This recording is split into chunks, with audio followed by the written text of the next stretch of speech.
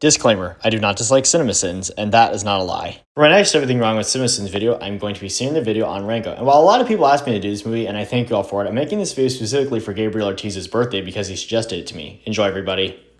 41 seconds of logos. 1 second of you sitting opening logos again. Also Nickelodeon. But Nickelodeon has still given us a lot of really good movies, such as this movie, The Adventures of Tintin, the first SpongeBob movie, and... We are gathered here today to immortalize in song Owl's position. But the owls give us important info and tell us who Rango is, so... an untimely death of a great legend. For me, the only thing worse than giving away the ending of your movie is lying about giving away the ending of your movie. But the movie doesn't give away the fate of Rango, as it instead shows that he was thought to be someone who wouldn't last long in the desert, but he did. Wicked Malvolio plots his ascension to the throne, while her aging father lies gravely ill. I didn't think it would be possible to put Johnny Depp in a worse plot than Fantastic Beasts: The Crimes of Grindelwald, but here we are. But that's just what you think, so my award will be given out here. And if you desire romance, I will become the greatest lover the world has ever known. Hard pass. I already saw Don Juan DeMarco, and that shit sucked. Jeremy yells at the screen cliche. Also, I know, it's a cartoon, but this whole thing opened up with the singing owls saying that Rango was going to die. And how am I supposed to fear death in this universe if Alfred Armelina survives an injury like this? Maybe because this is a cartoon, like you just said. This is my quest. He waits for me. Armadillo plays the pronoun game so that Rango has to ask who the hell he is. Narration. At noon, the townspeople gather for a mysterious ritual. Whoa, what, a town? You mean like with real people? Rango knows he's a tiny chameleon, right? So why would a town of people excite him? Will they not be surprised by a talking chameleon in a floral shirt? And if they're not, and sentient chameleons are the norm, why is everyone okay with keeping them in glass boxes? Maybe because prior to the events of this film, Rango's owner didn't know that he's sentient, hence why he was living in a vivarium until now. Also, Rango's excited about town because he now has a place he can go to since it seemed likely that he'd just die out in the desert. A day's journey.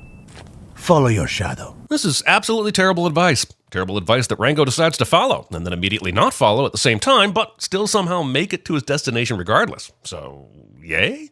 Yes. Animals have had millions of years to adapt to the harsh environment. But the lizard, he is going to die. You're an omniscient narrator filling in the gaps that could also be seen and heard by the person whose story you're telling? I don't even think Deadpool could tell you what kind of f***ing wall break that is. Ignoring the fact that Deadpool came out 5 years after this film, I've seen lots of ridiculous fourth wall breaks in media, so I think this is fine. Deus Ex Machina? Considering that this can doesn't instantly solve Rango's problem, I don't think that term works here, Jeremy. You son of a... Oh, f*** off. I hear that generic bird scream in so many movies I'm amazed we're not calling it the Will Hawk squawk. I feel like even if it was called that, you'd still have sinned it anyway. Also, bleeping swears. Sinning a movie for doing something you do, cliche. Our town is drying up. We're in the middle of a drought, now someone is dumping water in the desert. Aw, this movie thinks it's Chinatown. It's almost like Chinatown is among the movies that this film intentionally makes references to or something. A monkey got a cracker, his mother was a slipper, she'll be coming round the mountain in the rain! I didn't think it would be possible to give Johnny Depp worse musical numbers to sing than Charlie and the Chocolate Factory, but here we are. Again, that's just how you feel, so I'll be giving out my award again. You carry his remains? No, he's ashes. He loved to smoke. So apparently you carry around this jar full of cigarette ashes just for the jokes then. But this is realistic since folks sometimes keep the ashes of their loved ones after they're gone. Don't you always ask for movies to be realistic? Setting up your expositional mariachi band on a f***ing cactus. Jeremy points out things on the screen, cliche. I'm officially confused about the inhabitants of this universe. We know that humans exist and that they keep animals as pets. So what the hell do those same humans think when they come across this tiny miniature village impersonating the Wild West? And how did the random desert animals even know how to impersonate the Wild West? But there's no reason why humans would come across this town, and besides, that's unimportant information, so does it really matter here? Water in the desert! Was this during one of your special times? Even though it's clear what the banker means by this, I can't help but think this is a period joke. But if you know that this isn't a period joke, then why do you assume it is? Bullet hits the shovel, ricochets back towards number 3, and that's when the roof caved in. I didn't think this movie would be able to place Johnny Depp at the center of a murder less believable than the ones committed in Sweeney Todd, but here we are. To say something new here, everything wrong with Rango. It keeps making me want to bring up other films with Johnny Depp. You don't pay the mortgage, you don't own the land! Why did Bad Bill bring this former landowner to the bar to punish him and yell at him? Is it because the movie needed the protagonist to run into him before the first act was over? Yeah. You know who that is, Bill? That there's Rango. Yeah, he ain't afraid of you. Ain't afraid of none of you. Why do I get the sense that this is going to be a Three Amigos / Bugs Life situation soon? I don't know about the Three Amigos, so I'll ignore that part of the sin, but I will say that the comparison to A Bug's Life doesn't work here. Why? Because here Rango claims he's a good fighter, whereas Flick claimed that the circus bugs were good fighters and not himself. And when you see me coming, stand aside. Bizarrely, I can only assume the murder bird is in on the gag, because why else would he allow Rango to go on for all this some time before following his murdery instincts? Probably so his prey can't run away from him. Movie now thinks Rango had time to bust out of the box and create a laundry rope of licorice to climb out of and down the vending machine, which raises the question, how the f*** did he even get in the machine in the first place if he needs tied up licorice ropes to get down? Maybe because of two simple words. Cartoon logic. Look at them. So desperate to live, they'll follow it anywhere. Character who is going to be the surprise villain says obvious villain shit as soon as they meet with the protagonist that goes completely unnoticed. Cliché. And is that meant to hint to us that the mayor is the film's villain? Also, coming straight off his performance just a few months prior as Lotso in Toy Story 3, where his character walked around with a cane, Ned Beatty basically owned the cartoon villain with a disability market back in these days. But what's the sin here? You just stated a fact and ding the ding. Do you know how they make it through each and every day? They believe it's going to be better. Cubs fans! Jeremy says something random cliche. What exactly happened to the... Movie almost rips off the Red Hour from Star Trek TOS, which gives me a small glimmer of hope that there's a Trek fan behind this movie. Arbitrary series reference. Acolytes, prepare the holy spigot! Holy shit, the giant faucet that drops water on the town, a leader of the town in a wheelchair who has a bunch of mindless followers. Here's a retroactive sin for Mad Max Fury Road stealing that shit, even though it turns out the faucet only drops mud here in a second. The idea was there. But wouldn't this be a sin for Mad Max Fury Road, not Rango? It's his fault! It's the newcomer! Burn him! I guess the town of Dirt was founded on Wicker Man principles. Arbitrary movie reference. I say we track this pipe back to its hydraulic origin and apprehend the culprits behind this aquatic conundrum. Did this asshole Rango buy unused dialogue from George Clooney and Oh Brother Where Art Thou, or am I just hearing things? Not capitalizing the O and or here. This man wasn't shot. He was drowned. Drowned? In the middle of the desert? I didn't think this movie would be able to put Johnny Depp in a murder mystery worse than Death on the Nile, but here we... Depp was in the other one, wasn't he? Damn it! Quite like Murder on the Orient Express. Well, Death on the Nile anyway. But since Johnny Depp wasn't in Death on the Nile, shouldn't you have just brought up Murder on the Orient Express first since he was in that? That means we're riding now!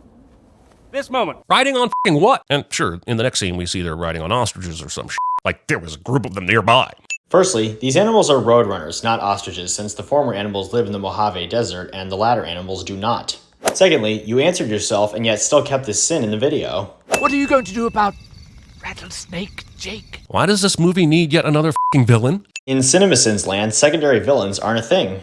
Yep, there's a belly button. Isn't Rango a lizard? Yes, Rango is a chameleon, which are lizards, but lizards do have belly buttons. You ever get lonely? Skip! Oh, you heartless bastard! Sure, this is just a light peck on the cheek, but goddamn, that's f***ed up. And she's cool with it? I do agree that consent matters when it comes to things like kisses, but all Rango did was give her a peck on the cheek, and like you said, Beans likes Rango, so it could be argued that she appreciates him making the first move in their relationship.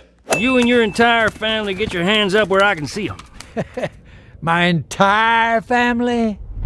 How the f*** did all these moles know to wait until they got a cue like this to rise up from the ground? If Rango doesn't say entire family, how would they know when they're needed? I don't think it matters, since this is just supposed to be a moment meant to surprise the audience. You got Hans f***ing Zimmer and wasted his time by including Ride of the Valkyries. Sure, it's epic as f***, but you don't hire Gordon Ramsay and get him to make you mac and cheese. And yes, I'm aware that I'm going to hell for comparing Ride of the Valkyries to mac and cheese, but the point stands. Sinning something you like.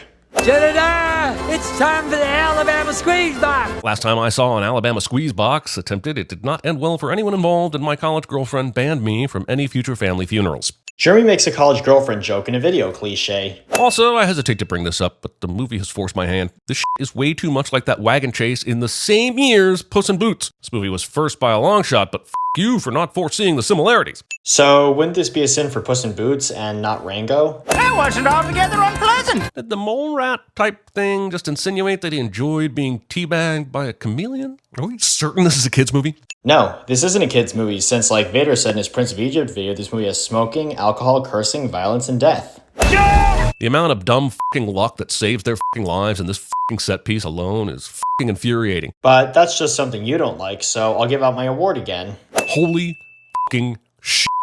Okay. Disco Lovejoy! Jeremy points out things on the screen cliche. Hello, brother. thirsty. Look upon this scene like I do. It's a reprise of Captain Jack Sparrow and Davy Jones from Dead Man's Chest. It doesn't make it better, but you can amuse friends and yourself with your movie knowledge. Okay, but what exactly makes this wrong here? Listen close, you pathetic fraud. Also, why doesn't he have Rango killed? He had Merrimack killed, so we know he's not above it. And Rango will have a significantly harder time with his third act redemption cliche if he's dead. But character arcs in a film's third act are not cliches, so I think you're still trying to give me Captain Vader's crazy pills. Holy shit, the fucking moon and Moonfall didn't take up this much sky, and that shit literally touched the planet.